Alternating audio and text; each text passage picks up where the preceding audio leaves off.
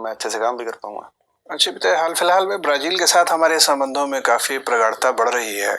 वहाँ के राष्ट्रपति हमारे मुख्य अतिथि थे गणतंत्र दिवस पर। ब्राजील की अर्थव्यवस्था और समाज के बारे में कुछ बताएं, क्यों हम अपने संबंध प्रगाढ़ बना रहे हैं?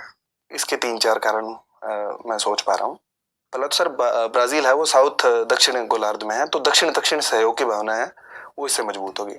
दूसरा, ब्राजील का जो शहरीकरण का मॉडल है, भारत उससे बहुत कुछ सीख सकता है, क्योंकि ब्राजील में बड़े बड़े शहरों के अनेक क्लस्टर्स हैं। उनसे भारत अपनी जो शहरी परियोजना है, स्मार्ट सिटी मिशन है, उनमें और अधिक विकास कर सकता है।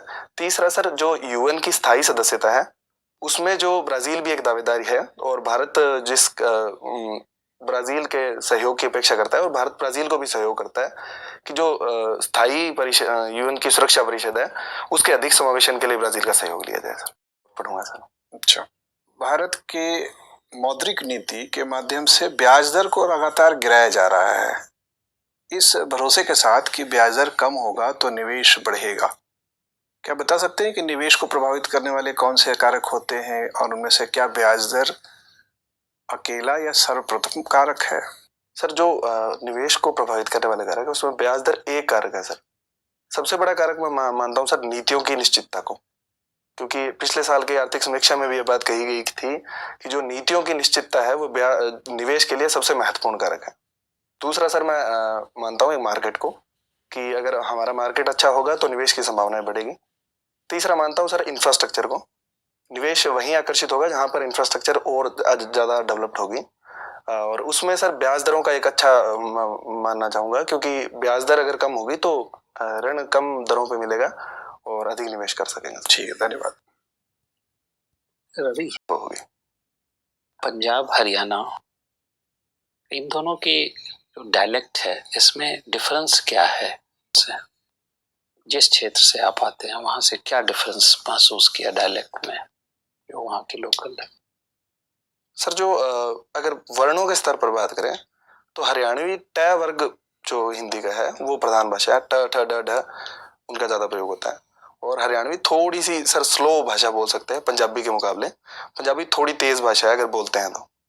और उसके अलावा सर अगर बात करें तो पंजाबी में स का उच्चारण जैसे छ होता है, सड़क को छड़क बोलते हैं कई जगह, वैसे हरियाणा में सड़क को सड़क बोलते हैं। तो इस तरीके से वर्णों में सर कुछ भिन्नताएं हैं, और अभी तो सर यही सोच पा रहा हूँ। एक विचार है, ट्रम्प साहब विजिट किए, बहुत कुछ पाया हमने, क्या और उम्मीदें थी जो नहीं मिल पाई? सर एक तो ये स्टेटमेंट पाकिस्तान के खिलाफ उन्होंने, अगर जैसे उन्होंने कहा कि पाकिस्तान हमसे हमारे अच्छे रिश्ते हैं, तो हम उन पर दबाव नहीं बना सकते। पहली बात तो ये है कि हम किसी से ये निकलवा सकते कि आप किसी दूसरे देश की बुराई करें। तो उन्होंने फिर भी आतंकवाद पे हमारे अच्छा साथ दिया, उन्होंने आतंकवाद पर लड़ने के प्रति प्रतिबद्धता दिखाई है। दूसरा सर, व्यापार समझौते को लेकर कुछ और आगे बढ़ा जा सकता था, कुछ और बयान जारी किए जा सकते थे, वो मुझे कम लगता है कि कुछ अधिक खास इसमें देखने को नहीं मिला सर। लास्ट क्वेश्चन से आते हैं, गंग नहर के बारे में कुछ बताएंगे? Yes madam. गंग नहर का निर्माण मैडम महाराजा गंगा सिंह के समय पे कुछ इंजीनियर्स के द्वारा उन्होंने भेजकर इस नहर की स्थापना करवाई थी, और ये मुख्यतः पंजाब, हरियाणा और राजस्थान के उत्तरी भाग में सिंचाई की सुविधा उपलब्ध। इसकी जब स्थापना हो रही थी तो एक ट्राइपर्टाइट एग्रीमेंट हुआ था, 3 लोगों के बीच एक एग्रीमेंट हुआ था। बता सकते हैं कौन 3 लोग थे? उसके बाद ही ये नहर खुल पाई थी। Sorry madam. अच्छा, इसमें हाल ही में प्रदूषण की बहुत मात्रा पाई जा रही है, जिसकी वजह से वहाँ के लोग बहुत परेशान हैं। तो इसके पीछे क्या कारण है? क्यों प्रदूषण इस तरह से है कि लोग 15-15 दिन तक पानी नहीं काम में ले रहे हैं?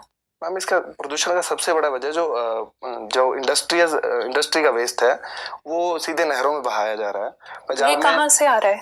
मैम, पंजाब में कुछ इंडस्ट्रीज है और कुछ राजस्थान की इंडस्ट्रीज है, वो उनका एफ्लुएंट है वो बिना ट्रीट किए सीधा नहरों में डाला जा रहा है। सबसे बड़ी वजह यही है प्रदूषण की। तो इसके बारे में पंजाब की सरकार कुछ कदम उठा रही है?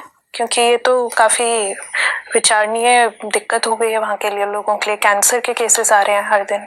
जी मैडम, पंजाब सरकार ने इस पर संज्ञान लेते हुए इंडस्ट्रीज पे कुछ कार्रवाई के निर्देश दिए हैं। उनको कुछ जैसे सीवरेज ट्रीटमेंट प्लांट ये सभी स्थापित करने का निर्देश दिया है, और कुछ गाइडलाइंस भी जारी की है, और कुछ समय सीमा भी दी है ताकि वो इस पर काम करें। अच्छा, ठीक है। भारत सरकार BS6 लेके आने वाली है, अप्रैल में ये लागू हो जाएगा, लेकिन इस पे एक सेस लगाने की बात की जा रही है BS6 फ्यूल्स पे। दूसरी तरफ जब हम बात करते हैं इलेक्ट्रिकल व्हीकल्स की, तो एनवायरनमेंट को ध्यान में रखते हुए सरकार वहाँ पे इंसेंटिव्स दे रही है, जो लोग खरीदेंगे उनको छूट दे रही है। तो BS6 भी एनवायरनमेंट के लिए आ रहा है, इलेक्ट्रिक व्हीकल्स भी एनवायरनमेंट के लिए आ रहे हैं, तो ये दो तरीके की रणनीति क्यों अपनाई है सरकार? एक तरफ सेस लग रहा है और दूसरी तरफ इंसेंटिव मिल रहे हैं। मैडम, ये मुख्यतः रणनीति इस बात पे है कि अभी जो इलेक्ट्रिक व्हीकल्स का जो उद्योग है वो भी शैश अवस्था में है। उसके लिए हमने बहुत सारी स्कीम्स भी चला रखी है, और भारत जहाँ पर INDC को पूरा करने के लिए भारत के लक्ष्य हैं, उसमें इलेक्ट्रिक व्हीकल्स को बढ़ावा देना एक अच्छा क्रांतिकारी कदम है। लेकिन अगर BS6 जो फ्यूल है वो भी इसी दिशा में काम करने का है, तो दिशाओं में भिन्नता नहीं है। भिन्नता इसी बात में है कि हम पेट्रोल के जो खाद्य जो जीवाश्म तेल आधारित जो ईंधन पर वाहन चलते हैं उनको हतोत्साहित करें और इलेक्ट्रिक व्हीकल्स को प्रोत्साहित करें। तो अगर इस पे सेस लगेगा तो लोग तो कोकोपीट होता है, उसको मैंने कुछ मिक्स किया उसके साथ में। कोकोपीट किस चीज का बना होता है? मैम, जो नारियल का भूसा होता है उसका बना होता है। और टेरेस फार्मिंग से ये कैसे अलग होता है? टेरेस फार्मिंग जो व्यापक स्तर पर की जाती है उसे टेरेस फार्मिंग कहते हैं, और टेरेस गार्डनिंग जो बस छोटे ये स्तर फर्क पर। होता है? सॉरी मैडम, टोपोग्राफी का कुछ फर्क? सॉरी मैडम, मुझे इसके बारे में आइडिया नहीं। चलिए, थैंक यू। रवि,